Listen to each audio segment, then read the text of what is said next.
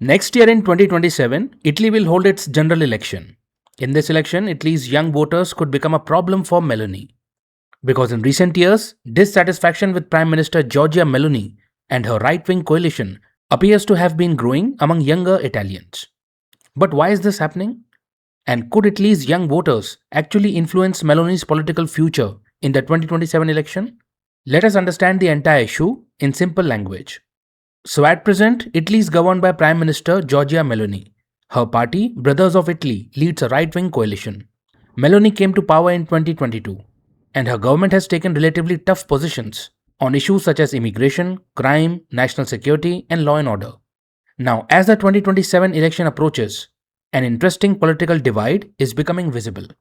The political preferences of older and younger voters are not always the same, and policies that appeal to a significant section of older voters may not necessarily appeal to younger Italians. This is where a potential challenge for Meloni begins. But the question is, why are young voters unhappy with Meloni? One major reason is the economy. See, for people in any country, one of the most important things is a quality job. A young person studies, earns a degree, develops skills for what? To find a job and build an independent life. To afford housing, manage everyday expenses, build savings, and eventually start a family. That is a set pattern many want to follow.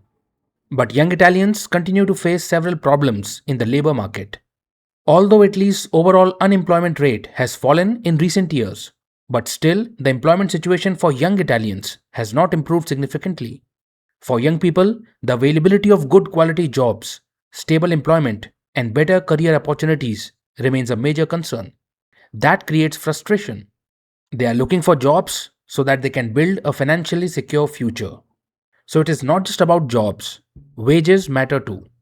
Suppose a young person manages to find a job. The next question will be, how much does that job pay?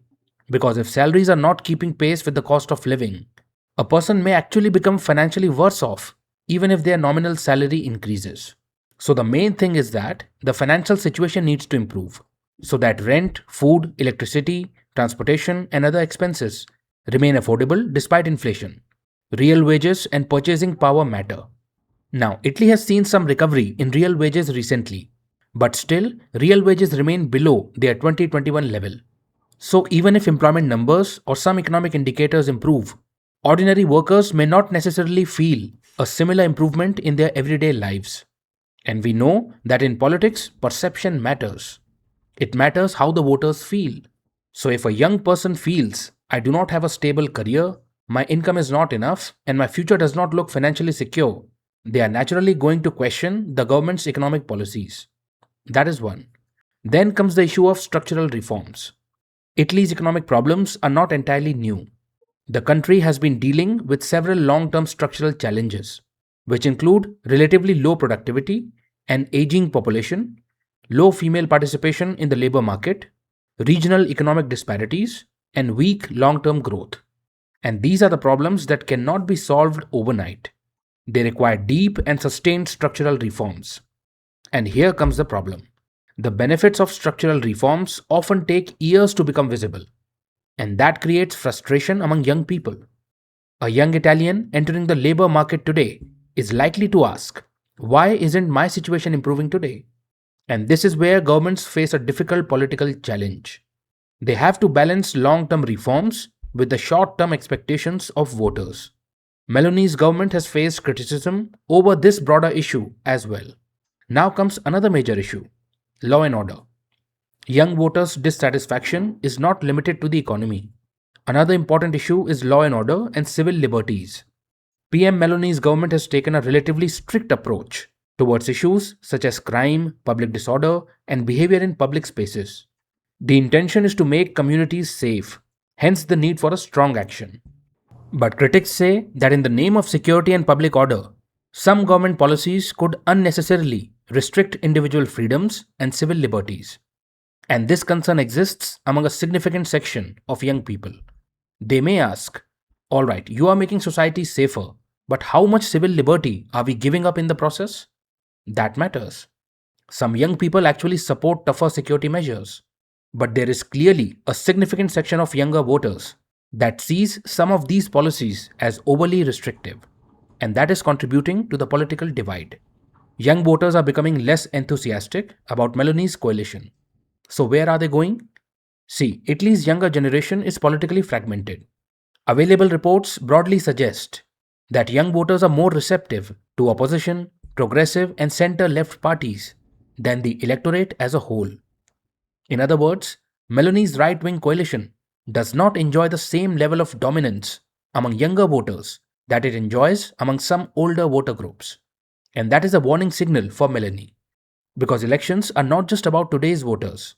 Governments also need to maintain support among the next generation of voters. Also, there is a gender gap. There is a noticeable difference between the political preferences of young men and young women. Recent polling and reporting suggest that young women are moving further away from the right wing coalition than young men, and young women are more inclined towards left wing or progressive politics. There could be several reasons why this is happening. Issues such as employment opportunities for women, equal pay, reproductive rights, social policies, gender equality, and personal freedoms may be particularly important to younger women. And when a government takes a more conservative position on social and cultural issues, some young women may interpret those policies through the lens of their personal freedoms and future choices. So the discontent among young voters is not simply due to economics. It is a combination of economics plus social issues plus personal freedom plus political identity. Now, what does that mean for PM Meloni and her right wing coalition in the upcoming elections? Look, lower support among young voters does not automatically translate into an election defeat. Because Gen Z is not the only generation voting in Italy. Older generations also make up a large share of the electorate. And many older voters continue to support Meloni's political agenda. Then Italy's opposition is itself fragmented. Center left, populist, and progressive parties have significant political differences between them. So even if young voters become more dissatisfied with Meloni, the opposition still needs to convert that dissatisfaction into a coherent electoral alternative. It is then things will change. Another major question is voter turnout. Will young voters actually come out and vote in large numbers? Because in any election, it is not enough what people think. What matters is whether they actually go out and vote. Imagine that 70% of young voters are dissatisfied with Meloni, but only half of them actually vote. Meanwhile, suppose Meloni has only 50% support among older voters, but older voters turn out in very large numbers. In this case, the election result could still favor Meloni. This is why dissatisfaction among young voters does not automatically translate into electoral power. The real deal for young Italians will be to transform their political frustration into actual voting behavior. Young generation has grown up in a digital environment. Their political awareness is influenced not only by traditional television and newspapers, but also by social media, online news, digital communities, and political content. But a government becoming unpopular on social media does not automatically change an election. Real political power emerges when online dissatisfaction turns into offline political participation. That is the key. And this is what could make the 2027 Italian election particularly interesting. The outcome will depend on several factors. How does the Italian economy perform? Can the opposition unite? Can Meloni maintain or rebuild support among younger voters? And most importantly, will young Italians actually turn their dissatisfaction into votes? If Italy's Gen Z does not merely express its frustration on social media and actually turn out in large numbers and convert that dissatisfaction into voting behavior, then this generation could become an important swing factor in the 2027 Italian election. If young voters turn out in large numbers and their dissatisfaction becomes concentrated around particular political choices, then their electoral impact could be significant. But if turnout remains low, or if young voters divide their votes among several different parties, Meloni's position may not be nearly as vulnerable. So it will be quite interesting to see what happens in 2027.